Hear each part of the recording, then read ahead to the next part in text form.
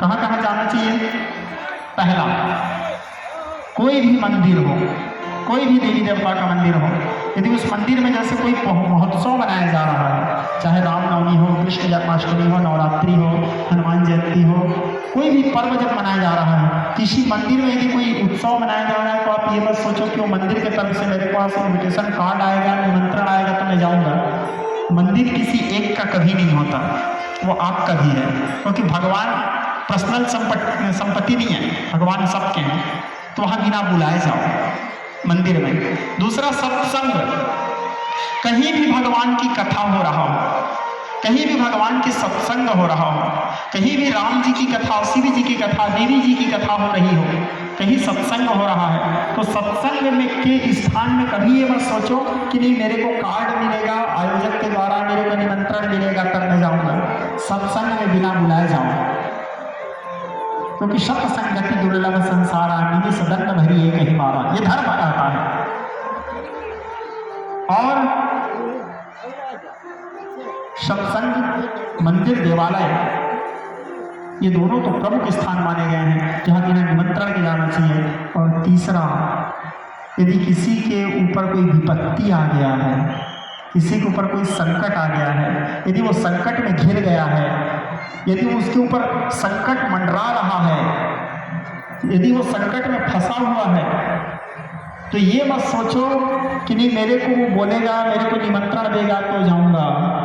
किसी को संकट से बाहर निकालने के लिए आप बिना निमंत्रण के जाओ, कम से कम आपके खड़े होने से वो संकट से तो बच जाएगा। उसके लिए जो कर सकते हो करो आप, उसको संकट से बाहर निकालने के लिए, उसके दुख से उसको बाहर निकालने के लिए, क्योंकि परोपकारा सताम विभूत, यह परोपकार ही सज्जनों की सबसे बड़ी संपत्ति होती है। किसी को गिरते देख करके उसको और धक्का मार के मत गिराओ।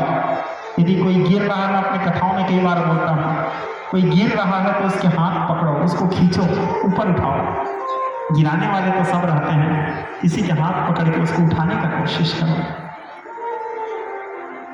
अस्तु। तो और भी ऐसे कुछ कुछ बताए गए हैं। तो भोले बाबा मना किए, लेकिन माता क्रोध करने लगी, माता के ओठ कांपने लगे। बात भी सही है, आप लोग भी कभी अनुभव करना, कभी अपने उसको, किसको, कोई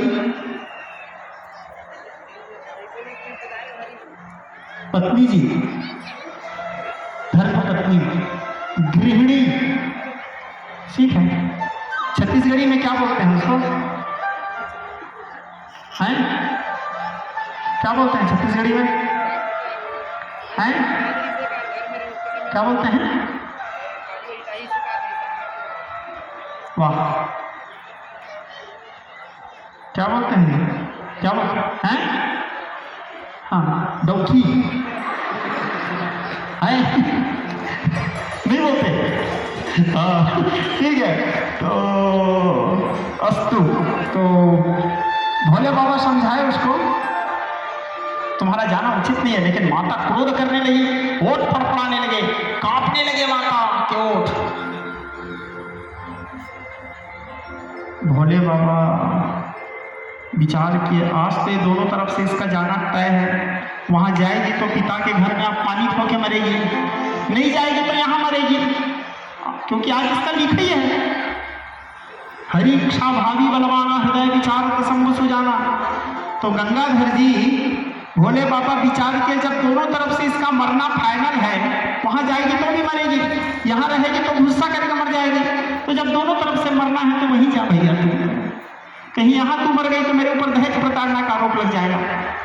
मैं कुछ रुद्रगणों के साथ में भेजे। अब माता सती वहां जाके देखती है, यज्ञ में रुद्रभागम, यज्ञ में भोले बाबा के लिए कोई स्थान नहीं है, यज्ञ में भोले बाबा के लिए कोई भाग, मैं चाहूं तो इसे क्षण तेरे को मृत्यु दंड दे सकती हूँ, लेकिन यदि मेरे हाथों तो मारा गया तो संसार कहेगा एक बेटी ने अपने पिता का हत्या कर दिया, लेकिन तेरे जैसे शिवद्रोही के तेज से मेरे ये शरीर का जन्म हुआ है, इसलिए तजी हुआ तुरंत देह के ही हेतु इसलिए मैं इस देह का ही त्याग कर देती हूँ। इस प्रकार मन में विचार करके भगवती नारायण जी की प्रार्थना करने लगी। शिव जी की प्रार्थना नहीं की, किनके प्रार्थना की?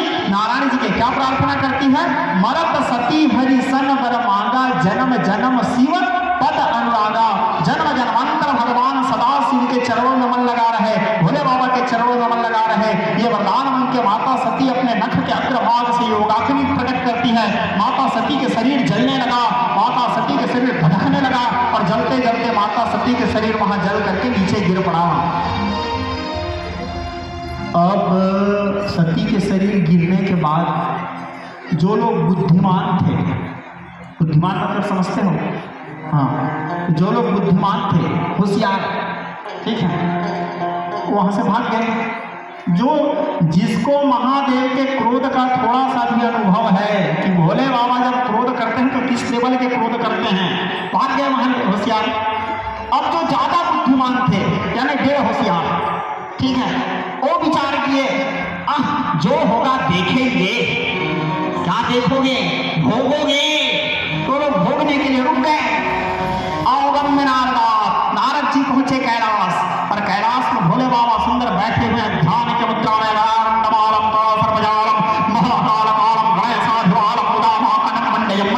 शिवम संक्रमितम भूमि सारगीण सुशुभ्रगात्रम गुणांतरपात्रम महेशम त्रिनेत्रम धनश्य शलित्रम अपराक्रम चरित्रम चक्रम शिवम संक्रमितम भूमि सारगीण। भोले बाबा के सामने गए नारद जी, हाथ जोड़ के कांपते हुए बोले महादेव। भोले बाबा बोले हाँ नारद। बोले प्रभु